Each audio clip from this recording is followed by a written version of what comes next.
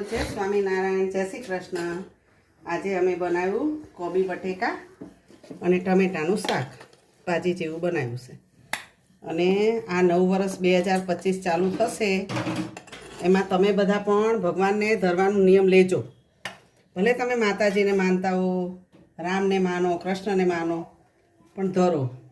અને કાંદા લસણ ખાતા હો ને, તમે જે ભગવાનને બનાવ્યું હોય, તમે રોટલી બનાવી હોય તો ગોળ ને રોટલી પણ ભગવાનને ધરાવો.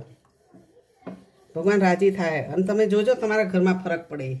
મને યાદ કરજો. ભગવાન તો જો પ્રેમના ભૂખ્યા છે.